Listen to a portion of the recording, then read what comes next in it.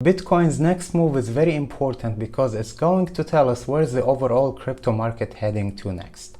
And this is exactly what we are going to discuss today. So stay tuned.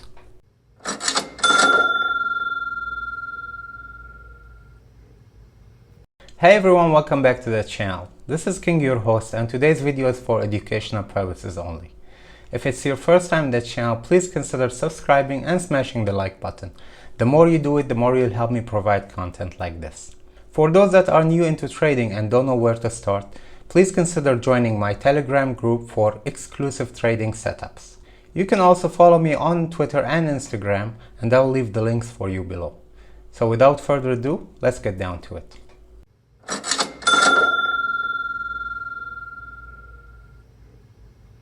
If you have watched any of my previous Bitcoin analysis, I've talked multiple times about how the current cycle is trying to mirror what happened back in 2013 cycle.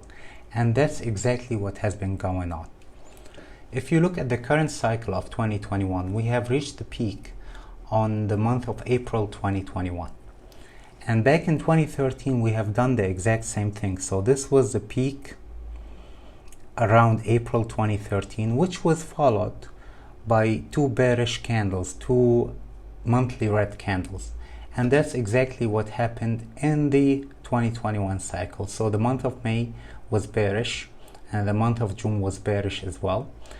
And then when we go to July, we'll find that both 2021 and 2013 cycle, we have got a bullish candles. They are different, but both were bullish. So in the 2013 we got the hammer candle over here, which was a bullish sign, and in 2021 we got an engulfing candle as well.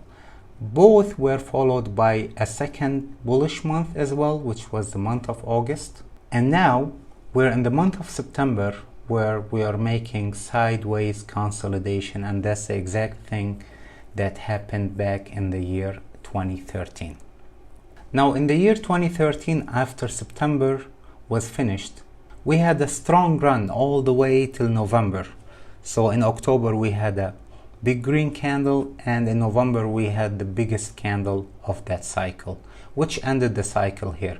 However, it's very important to notice that before starting this bull run in 2013, we got a dip over here, which is represented by this wick. And this is very important to keep in mind because we're gonna look at this on the weekly chart next. So this is Bitcoin's weekly chart. And as you can see, currently in this cycle, we're going in a sideways consolidation, which was the exact same scenario that happened in the 2013 cycle. However, we got a big dip in the year 2013 before continuing our uptrend. And this dip is represented here in this long wick candle. Now looking back at the history, this was supposed to happen before continuing the uptrend, because if this drop over here did not happen, we wouldn't have completed our corrective structure. And the corrective structure was technically 3 waves. So after reaching the peak over here, we have dropped down, and we did the second corrective wave, and then we did the third one before continuing all the way up. So these 1, 2, 3 waves were the exact correction that we had in 2013. Now this is very important because it's gonna help tell us what's gonna happen next in here. Now there's a major difference between the current cycle and 2013 cycle. And this difference is that the correction we had in 2013 was a bit complicated. It was not a simple 1, 2, 3 wave correction, because usually the 1, 2, 3 wave correction looks like this. However, because of all this volatility in the middle, so we had a single wave down, and the second wave was 3 waves by itself. So it was 1 up, and then 1 down, and then another 1 up, which eventually we will consider as one piece. And then we had the last drop, which was this wick over here. Then we continued going up.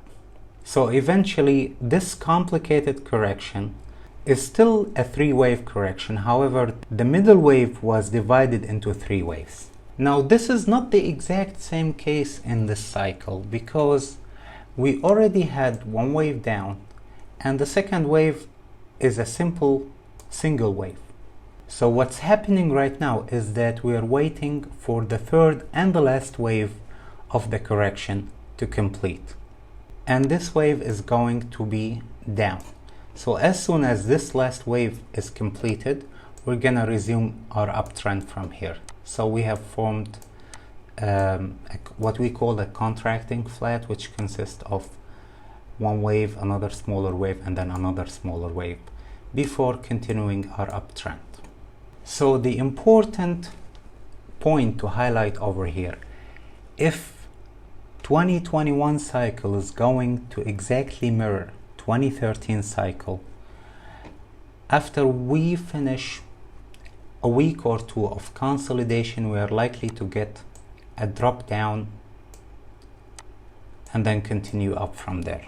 And this is only if we're going to exactly mirror what happened at this point over here. However, this is not necessary, so we might drop down a little bit and then continue going up from here. So we are not necessarily to get the exact same candle over here, which was a 1 week of strong drop down and then correction to the upside. So we formed this candle over here. And now let's go to the daily chart and see how the picture is looking on the daily chart. So as I said, on the weekly chart, we have already completed 2 out of the 3 corrective waves. This was one and this was the second one. And now we're on the third one. The important question here is how far down is this going to go? Now, while this is very hard to tell, it is worth noticing that it is not likely that we drop from this point and go all the way to the 30,000 range. And that's because we have tested the 0.618 Fibonacci level, and that acted as a strong support, which means that the last and the third wave is likely going to be small. But how far is this one going to go? It is still hard to tell. So it could be this drop only, so it could have ended here and we are already on our way back up. Or it could go down a little bit further and then continue up from here. Or it could keep on consolidating sideways and then drop at one point, as happened in 2013 within a single week, then continue going up from here. So all of those options are on the table. But which one of them is going to happen, it is still hard to tell. But if we will take the 50 and the 200 exponential moving averages and take these two as reference points, so as you can see, the 50 EMA has been holding itself so far. So if this one manages to keep holding the price, so we're not likely to see the price going further down than its current levels. However, if this one breaks and the price go down further, we have the 200 EMA, which is not so far away, but it might be strong enough to hold the price. And we might see the price also breaking down below this point a little bit, but it's gonna bounce right away. In all cases, we should expect some kind of sideways movement and a drop down at one point. That's the most likely scenario to happen if we are going to mirror the cycle of 2013. But that's not gonna take so long, so it's gonna be a short drop down and then we're gonna continue going up from there. So I would like to hear your opinions on this. Do you think that Bitcoin is set and ready to continue going up further from here, or do you believe that we're gonna have one more drop down? Let me know what you think in the comments below. This was it for Bitcoin, and till next video, stay safe and see you later.